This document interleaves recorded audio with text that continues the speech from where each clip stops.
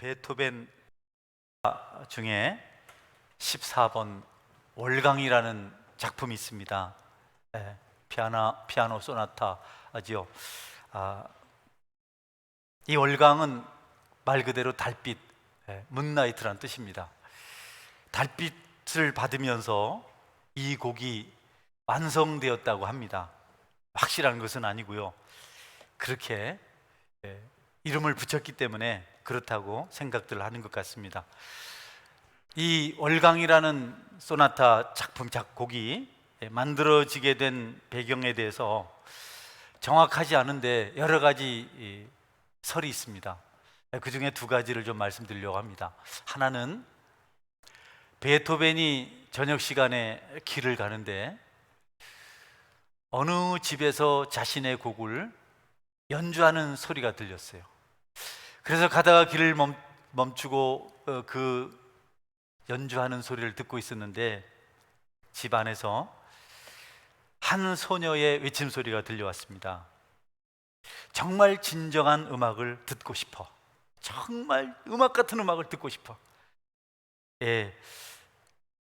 그래서 베토벤이 그 집 안에 들어가니까 앞을 모치 보지 못하는 소녀가 피아노 앞에 앉아서 연주를 하고 있었습니다. 그래서 그 소녀를 생각하는 마음으로 정말 보지는 못하지만 좋은 곡을 듣고 싶은 마음을 가진 그 소녀를 생각해서 촛불도 없는 캄캄한 밤 들어오는 달빛을 배경으로 즉흥곡을 만들었다 그래요. 그것이 월광이랍니다. 또 하나는 불멸의 여인이라는 그런 영화에 나오는 이야기입니다.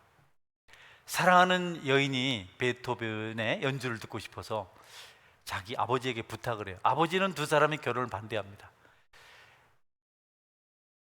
여인은 아주 귀족이고 베토벤은 평민이고 안 되는 결혼.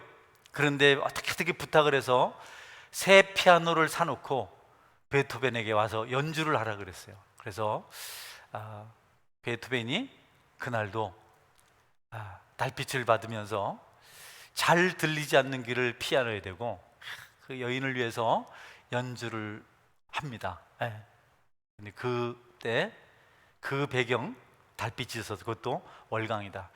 이 두 이야기가 저한테 좀 관심이 있어요. 월광이라는 제목, 이 곡이 나오게 된 배경은 여러 가지가 있는 것 같은데, 근데 저는 첫 번째 소녀를 위해서 만들었다는 진정한 음악을 듣고 싶어라고 외쳤던 그 소경된 그 소녀의 이야기가 좀 제 마음에 와 닿았습니다. 왜냐하면 우리가 외칠 때 주님께서 우리에게 오셔서 우리를 헤아리시고 우리를 돕기 때문에 그렇습니다.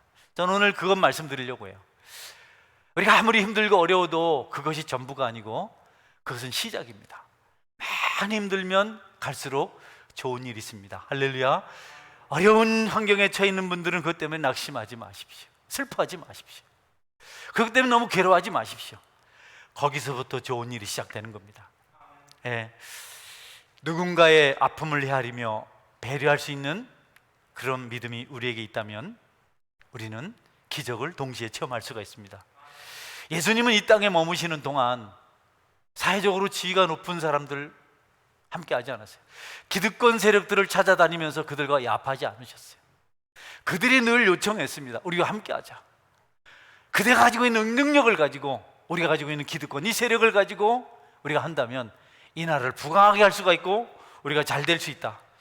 이렇게 보이지 않게 유혹을 했지만 주님은 거절하시고 언제나 마음이 아픈 자, 슬픈 자, 병든 자, 죄인들, 소외된 자, 버려진 자들 찾아가셨어요. 그리고 그들에게 소망을 심어주시고 그들에게 좋은 권을 주셨습니다.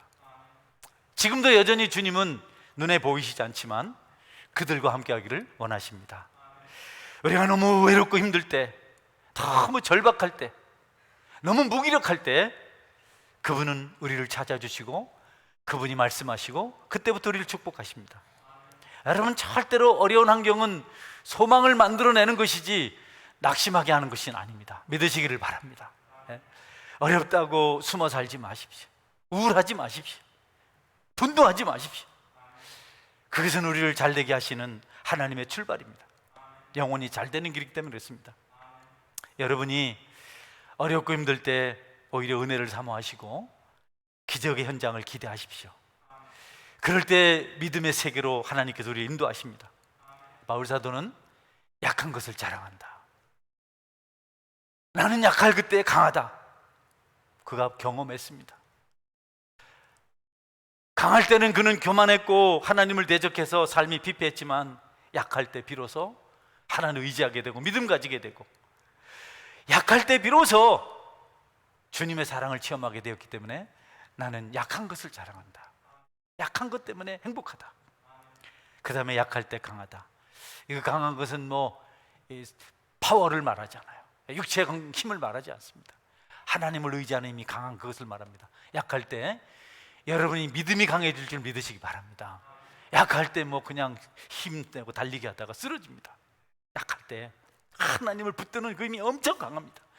약한 사람이, 병약한 사람이, 지친 사람이, 힘든 사람이, 상심한 사람이 주님을 붙들 때 주님은 뿌리치질 못해요. 황후장상이 헤라클레스가 와서 주님을 붙들어도 주님은 얼마든지 쳐낼 수 있습니다. 그러나 약한 자가 붙들 때는 주님은 이기질 못해요. 여러분, 어렵고 힘든 처지를 비관만하지 마시고 소망 가운데 사시길 바랍니다. 예수님이 있으면 강한 것입니다. 약한 자들에게 예수님이 찾아와서 강하게 할 때 행복한 겁니다. 지친 자에게 찾아오셔서 예수님이 함께 하실 때 그때 우리는 감동의 눈물을 흘리는 겁니다. 약한 자가 위로받을 때 그 감격은 100배, 1000배, 10,000배 더한 겁니다. 깊은 나락에 떨어져 있는 자에게 주님이 찾아오셔서 내가 사랑한다고 말할 때 수없이 들었던 사랑한다는 말은 여러분 우리를 감동시키지 못하지만 그때 우리는 감격합니다. 주님 정말이신가요? 정말 나를 사랑하나요? 그래, 내가 너를 사랑한다. 그러면 여러분 이전 것이 지나가고 새 것이 될 줄 믿으시길 바랍니다. 오늘 본문에는 병든 자들이 치료받기를 바라며 모여있는 베데스다 연못 이야기가 기록되어 있습니다. 그 연못가에는 행각, 누각이 5개 있는데 그 누각마다, 행각마다 환자들이 가득한 겁니다. 병이 낫고 싶어서. 왜 베데스다 연못가에 모였냐면 여러분, 아무도 알아주지 않고 환자들만 있는 그곳에 왜 또 다른 환자들이 와서 있냐면 거기 기적이라는 장소이기 때문에 그렇습니다. 아무도 만나주지 않고 외로운 곳, 쓸쓸한 곳, 환자들만 모이는 곳이지만 거기 있는 사람들에게 소망이 있어요. 그 베데스다 연못의 뜻은 은혜의 집 혹은 자비의 집, 그런 뜻을 가지고 있어요. 병든 자들만 모여있는 삭막한 곳인데 은혜의 집이라고 말해요. 자비의 집이라고 말해요. 기적이 일어나는 곳이기 때문에. 어떤 기적이 있냐면 천사가 하늘에서 내려와서 한 번씩 연못물 파동을 일으켜요. 물이 갑자기 확 진동을 하는 겁니다. 분명히 이건 바람도 안 불고 아무 원인이 없는데 물이 막 흔들리는 겁니다. 막 흔들리는 거예요. 그럴 때요, 어떤 병을 가진 사람이라도 거기 뛰어들면 치료를 받는다는 겁니다. 그러니까 거기 치료받고 싶어서 수많은 사람들이 모여왔어요. 그래서 그 연못의 이름을 베데스다, 자비의 집이다, 은혜의 집이다, 이렇게 말했어요. 다른 연못과 달라요. 여러분, 많은 사람들이 그곳에 모여와 있지만 그러나 자비의 집, 은혜의 집 이름은 그런데 그 분위기는 아닌 겁니다. 모든 환자들만 있는 것도 그렇고 위로받지 못한 자들만 와 있는 것도 그렇지만 그들 사이에서도 서로 반목하고 긴장하고 경쟁하고 눈치 보고 암투하고 미워하고 낙심하고 분노하고 좌절했어요. 서로 위로하는 것이 아니고 서로 경쟁했습니다. 왜냐하면 누구나 다 그 연못에 들어가고 싶은데 연못에 1등으로 들어간 사람은 병고침을 받았다고 탄성을 지르지만 치료받지 못한 사람들은 낙심하는 겁니다. 다 병이 깊어서 움직이지 못한 사람은 서운한 겁니다. 저 사람은 달릴만 하고 저 사람은 움직일만 한데 들어갈 필요가 없겠구만. 나는 내 수명이 오늘 내일 하고 있는데 나 같은 사람 좀 봐주면 어때? 이런 마음이 섭섭하고 분노하고 불공평 때문에 많은 사람들이 상처를 입는 그런 곳입니다. 이름은 베데스다, 은혜의 집이요 자비의 집이지만 실제로 그렇지 않아요. 누가 고침받으면 상대적 빈곤이 찾아오는 겁니다. 내가 해야 되는데, 내가 빨리 갔어야 되는데, 많은 사람들이 이미 어떤 사람이 뛰어들었는데도 혹여나 하고 물속에 풍덩풍덩 수명, 100명 뛰어드는, 여러분 너무 경쟁이 처절한 그런 곳이었습니다. 여러분, 믿음이 없는 곳에는 그런 기적이 일어나도 감동이 없습니다. 사람의 행위가 우선이 되는 곳에는 기쁨이 없습니다. 어딘가에 슬픔이 있습니다. 경쟁 사회. 여러분, 합격한 사람은 좋지만 떨어진 사람은 낙심이 돼요. 쟤는 나보다 공부 못했는데, 쟤는 나보다 잘 못했는데. 그런데 여러분, 행위는 상대적인 빈곤을 가져다 주고 아픔을 가져다 주지만 믿음은, 은혜는 모두 다 행복한 것입니다. 할렐루야. 믿음으로 한 것은 모두에게 축복이 돼요. 믿음으로 산 것은 모든 사람들에게 박수를 받습니다. 믿음으로 노아는 120년 동안 방주를 지었습니다. 은혜 받을 일이잖아요. 여러분, 믿음으로 사시기 바랍니다. 모세는 믿음으로 바로의 공주의 아들이라 칭함을 거절하고 동족들과 함께 고통받는 걸 선택했다. 교회 생활을 믿음으로 하면 사람들이 위로를 받습니다. 자기 자랑으로, 자기 힘으로, 자기 열심으로 하면 상처받는 사람이 생겨요. 오늘 대표 기도하신 권사님 안 계셔서 말씀드리는데 믿음으로 사세요. 할렐루야. 그래서 은혜를 받습니다. 성도 여러분, 모든 일을 믿음으로 하시기를 주님의 이름으로 축원합니다. 조건으로, 자격으로, 무슨 열정으로 하면요, 반드시 반대편에 그것을 하지 못하는 사람들, 그래서 재능이 많은 사람들, 소유가 많은 사람들은 겸손해야 돼요. 멋지게 한번 노래를 연주하면 여러분, 그는 박수갈채 받지만 같은 노래를 하지만 멋지게 연주하지 못하는 사람은 상처받습니다. 모든 일을 믿음으로 하시기를 주의 이름으로 축원합니다. 돈이 많은 사람은 정말 믿음이 있어야 돼요. 은혜가 있어야 됩니다. 돈으로 막 하면 엄청나게 상처 많이 받습니다. 어느 교회는 돈 많은 장로님이 있는데요, 뭐 좀 자기 마음에 안 들면 돈을 확 뿌린답니다. 성도들 다 데리고 어디 간답니다. 목사님이 너무 섭섭하대요. 그래서 난 우리 교회 장로님이 돈이 많았으면 좋겠네. 할렐루야. 고개를 안 드네 이분이. 여러분, 우리가 믿음으로 사는 일이 아주 중요해요. 은혜로 사는 것이 아주 중요합니다. 눈물의 기도와 말씀과 겸손으로 여러분이 사셔서 믿음의 열매를 맺기를 바랍니다. 수로보니 여인이 비참하잖아요. 예수님 막 개라 그러고 막 그랬잖아요. 그래도 믿음의 이야기가 있어서 우리 그 여인을 여러분 기쁘게 여기잖아요. 할렐루야. 누가 아무도 수로보니 여인을 비참하다, 업신여김 받았다, 처절하다 이렇게 생각하지 않아요. 12해 동안 혈루증을 앓았던 여인 있지 않습니까? 재산을 다 탕진했잖아요. 그래도 믿음으로 옷자락 만져서 고침받았으니까 누가 그녀를 불행하다고 합니까? 누가 그녀를 슬픈 여인이라고 합니까? 믿음의 여인, 그 여인처럼 우리가 믿음을 가지자 이렇게 말하지 않습니까? 인간 행위는 항상 죄가 작용을 해요. 반드시 그렇습니다.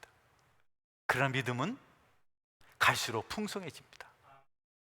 어떤 일을 믿음으로 행하셨는데 당장 좋은 열매가 없고 너무 반응이 너무 비참해서 신앙생활 하기 싫어, 살맛이 안 나? 그런 생각이 든다 할지라도 조금만 기다리세요. 믿음으로 한 일은 30배, 60배, 100배 열매를 반드시 거두게 됩니다. 여러분, 믿음으로 기도하시면 당장은 결실이 없어도 시간이 지날수록 풍성한 열매를 맺으시세요. 믿음은 절대로 실패하지 않습니다.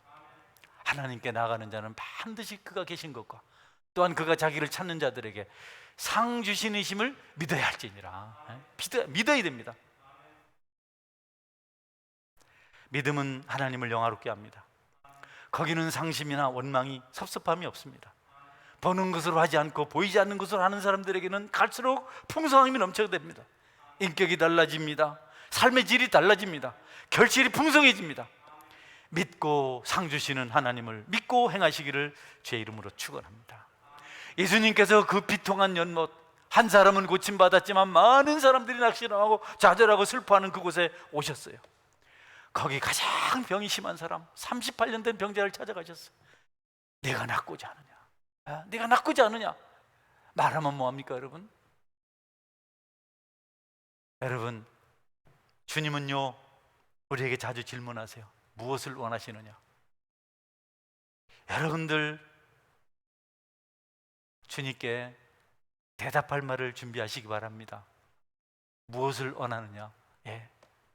소경이요, 바디메오가요, 막 예수님 지나간다는 소식을 듣고요, 그냥 눈이 보이지 않으니까 그 소경이 잘하는 건 소리치는 거죠. 평생을 한 푼 주세요, 한 푼 주세요, 이렇게 하며 살았거든요. 그러니까 그 소리는 완전히 끝내주는 겁니다. 그 목소리, 그 간절함, 호소로 역을 가지고 다윗의 자손 예수여 나를 불쌍히 여기소서, 나를 불쌍히 여기소서, 그렇게 소리를 쳤어요. 여러분, 예수님이 데리고 오라 했어요. 바디메오 데리고 갔더니, 여러분, 예수님이 딱 보니까 알겠거든요. 둘 중에 하나잖아요. 거지니까 부자 되는 거, 안 보이니까 보는 거. 주님 두 가지 다 해줄 수 있는데 물었어요. 무엇을 원하느냐? 에? 소경이 뻔하잖아요, 뭘 물어요? 이렇게 할 만한데 보기를 원하나이다. 여러분께 주님께서 찾아오셔서 질문하실 때 대답할 수 있는 은혜가 있기를 주의 이름으로 축원합니다. 지금 당장 무엇을 원하냐 묻거든 뭐라 할까요? 주님 잠깐만요. 주님 얼마나 빨리 지나가신지 압니까? 하루가 첫날 같습니다. 확실하죠. 여러분에게 간절한 소원이 항상 자리 잡기를 주의 이름으로 축원합니다. 네, 그런데 여러분, 38년 된 병자에게 예수님께서 질문하셨을 때 그 대답이 너무 절망적이에요. 상심하고 있었어요. 소망을 잃고 있었어요.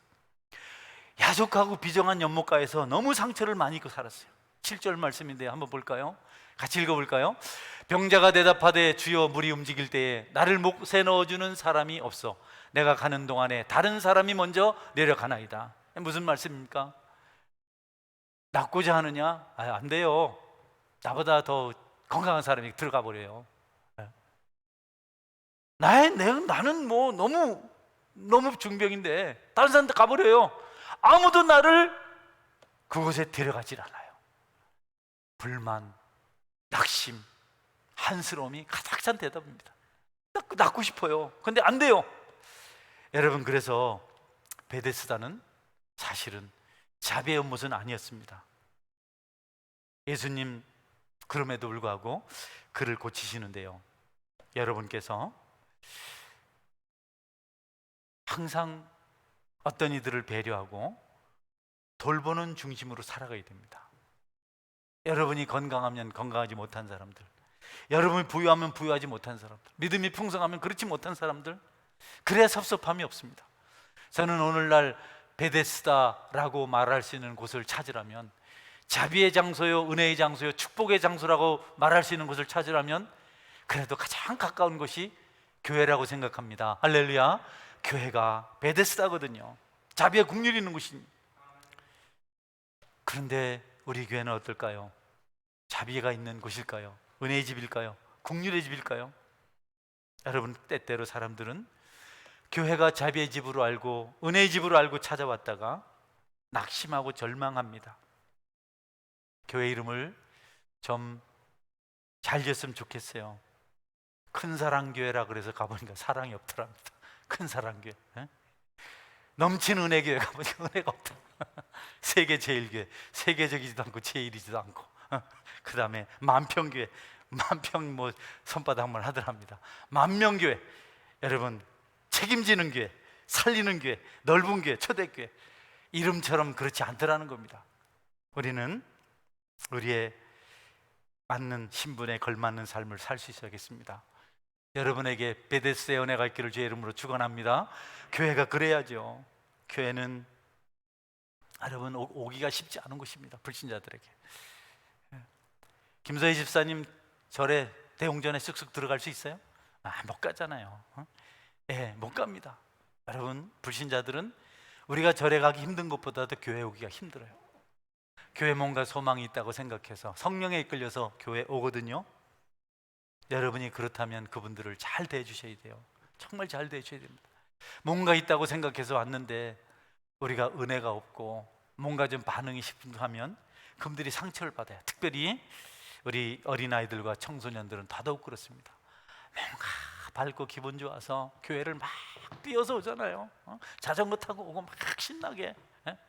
애들은 그렇게 오잖아요. 그러면 너 왔니? 기다렸다 이렇게 하고 말이지, 어서 와라 해야 되는데 왔는지 마는지 여기 가도 관심도 없고 저기 가도 관심도 없고, 어쩌다가 또 남자성에 가서 조용히 해 임마 한번 툭 차고 가고. 그럼 교회를 못 오는 거 아니겠어요?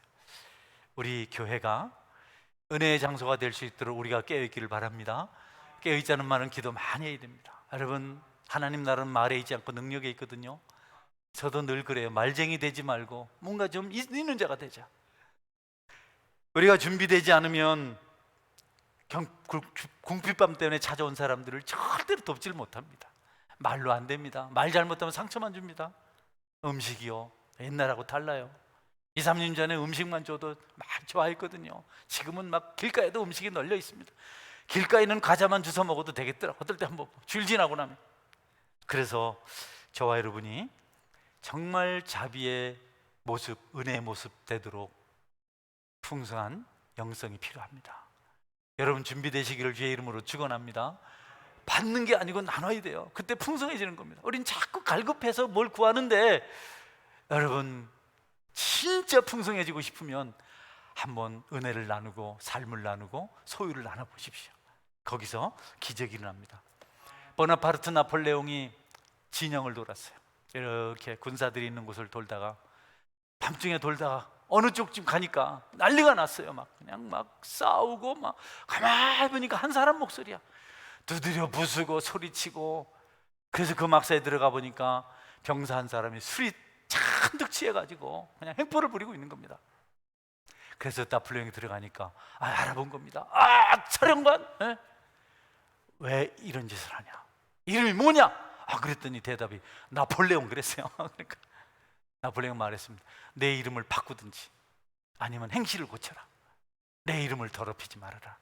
여러분, 이름만 베데스다고, 이름만 교회고, 이름만 사랑이고, 이름만 능력이고 없으면 안 됩니다. 여러분에게 하나님의 은혜가 있기를 주님의 이름으로 축원합니다. 주님은 우리가 그렇게 살길 원하고 계세요. 마음은 있는데 안 되니까 안타깝더라고요. 남기순 집사님 너무 고통하시는데 눈빛 흐려서 눈으로 보는 것밖에 없는데, 저는 그런 눈빛을 오래전에 한 30년 전에 본 경험이 있어요. 우리 아들이 5개월째 큰 수술을 했습니다. 장이 꼬였는데요, 병원에 가니까 꼬인 장을 푼다고 바lum이라는 약품을 넣었어요. 이거는 화학작용을 일으키는 겁니다. 우리가 풍선에 바람 불면 풍선이 커지듯이 약이 들어가면서 창자를 탁탁탁 펴가는데, 우리 아들은 꼬인 것이 넘어서 중첩 붙어버렸어요. 상해버렸어요. 어느 정도 들어가다가 탁 막히니까 장이 안에서 폭발해버렸어요. 갑자기 안에서 그냥 약품이 막 작용하니까 배가 불러, 그냥 아들 배를 이만큼 찢어버렸어요. 쭉 그냥 거의 3분의 1을 찢어버렸어요. 저는 그때 수술하는데 잊질 못했어요. 뭐 그때도 병원에 수술해도 들어갔다는데 나는 또 교회 생각이 나서, 저는 옛날에도 지금도 교회밖에 모릅니다. 믿으시기 바랍니다. 그래서 봉고차를 타고 새벽 기도할 거라고 신나게 달려오는데 경찰한테 붙잡혔지 뭐. 그래서 사정 얘기하니까 봐주더라고. 그래, 근데 치료 수술하고 며칠 때 가보니까 얼굴이 백지장 같은데요. 게다가 빨간 티를 예쁘라고 우리 집사람이 입혀놨는데 아이 눈이 이만한데요, 제가 아빠를 아닌 줄 알아보더라고요. 저를 보더니 눈에 눈물이 그렁그렁 해가지고 살려달라고. 나 그게 못 보고 있겠더라고. 그래서 내가 차풀실로 갔어요. 부산 침례 병원이었는데요. 가서 기도하고 또 보기가 어려워서 올라왔습니다. 모든 굳은 일은 아내가 다 책임을 집니다. 남자들은 다 나빠요. 그래서 근데 어제 또 우리 집사님 그 눈빛을 봤어요. 참 무력해서 뭐 기도하고, 얼마나 기도하겠어요. 또 집사님 힘내세요 하고 또 기도하고 한참을 그러다가 왔는데, 인간의 무기력함 하나님이 해결해 주실 줄 믿으시기 바랍니다. 세월이 지날수록 자꾸 말로 설명하는 대신 아파도 시련을 가슴에 담고 기도하는 쪽으로 자꾸 제가 그렇게 방향을 맞춰가고 있습니다. 여러분에게도 그런 은혜가 있기를 주의 이름으로 축원합니다. 마지막 말씀입니다. 예수님께서 이 38년 된 병자에게 명령하세요. 일어나 네 자리를 들고 걸어가라. 아니, 한 번도 일어나지 못한, 꼼짝을 못하는 병자를 향해서 예수님께 명령을 하셨어요. 일어나 네 자리를 들고 걸어가라. 아니, 일어서 봐, 힘내봐, 하나 둘 셋, 된다, 이렇게 하는 게 아니에요. 한 발짝만 걸어봐, 이게 아닙니다. 일어나서 네 자리를 들고 걸어가라 그랬어요. 그런데 이 사람이요, 아까까지만 해도 뭐 나를 낫게 해주는 사람 없어요, 나를 연못에 넣어주는 사람 없어요, 뭐 이러더니 예수님과 함께 있더니 믿음이 생겨서 벌떡 일어나서 자리를 걸어갔습니다. 할렐루야. 기적이 일어난 겁니다. 따라서 순종은 기적을 불러옵니다. 다 그런 체험을 해요. 어떤 일을 시작할 때 저는 부담이 돼요. 이거 될까? 이거 어려운데. 그런데 자꾸 감동을 주세요. 그러면 제가 순종합니다. 처음엔 어렵지만 나중에 창대케 되는 결실이 있더라고요. 할렐루야. 여러분, 순종은 제사보다 낫습니다. 듣는 것이 수양의 기름보다 낫습니다. 여호와께서 그 목소리 청종하심을, 이 번제물 송아지 이런저런 것 좋아하신 같이 좋아하시겠나이까. 순종이 제사보다 낫고 듣는 것이 수양의 기름보다 나으니이다. 이 환자 불평하지 않고 말씀대로 했습니다. 주님의 음성을 번뜩 일어났습니다. 육체도 치료받고 그는 영혼의 구원도 그날 얻었습니다. 우리의 아픔과 우리의 고통과 질병과 모든 삶을 회복시키시고 고치실 분은 그분밖에 없습니다. 여러분이 그분의 기적과 이사를 체험하기를 원하신다면 순종하세요. 아무려면 하나님 말씀보다 우리가 훌륭할까요? 아무려면 하나님 말씀보다 우리가 더 논리적이고 더 체계적일까요? 하나님은 말씀으로 천지를 창조하셨는데 그 말씀이 우리에게 임할 때 이런저런 형편 따지지 말고 말씀하옵소서, 종이 듣겠나이다. 순종하면 여러분, 마리아는 예수님 잉태하고 하나님을, 그 아들을 출산하기까지 했어요. 요즘은 지식이 다 편만해졌어요. 요즘은 모르는 게 없는 세상입니다. 똑똑하지 않은 사람이 없습니다. 탁 스마트폰 펴면 다 나오죠. 듣기만 해도 모든 지식이다. 세계적인 지식이다. 군사, 정치, 문화, 교육, 여러분 모르는 거 없잖아요. 여러분들 속속들이 다 합니다. 그게 무슨 가치가 있나요? 영원히 변하지 않는 말씀, 풀은 마르고 꽃은 시드나 여호와의 말씀은 영원하도다. 아멘. 여러분, 말씀대로 살아가시기를 바랍니다. 주의를 거룩하게 지키세요. 복음을 전하십시오. 봉사하십시오. 하나님 앞에 구별된 물질을 들으십시오. 하나님이 왜 우리를 그렇게 알아할까요? 우리를 잘되게 하시려고 그럽니다. 네. 베드로와 요한이 기도하러 성전에 갑니다. 성전 민문 앞에 이르니까 안진뱅이 하나가 베드로와 요한을 향해서 도와주십시오, 한 푼만 보태주십시오, 구걸합니다. 베드로와 요한은 껍데기는 저처럼 번지르르 한데 가진 게 하나도 없는 사람입니다. 근데 베드로가 가진 게 있었어요. 은과 금은 내게 거니와 내게 있는 것으로 내게 주노니 곧 나사렛 예수의 이름으로 일어나 걸으라. 그리고 손을 탁 잡아 일으키니까 평생 한 번도 걷지 못했던, 엉덩이 밑에 요만한 다리가 달려서 늘 달랑달랑, 그래서 누가 들 것에 들어다주고 그랬는데, 여러분, 그가 말씀에 순종해서 벌떡 일어나서 걷기도 하고 뛰기도 하고 하나님을 찬양했다. 성경 기록하고 있습니다. 저와 여러분에게도 그런 은혜가 있기를 바랍니다.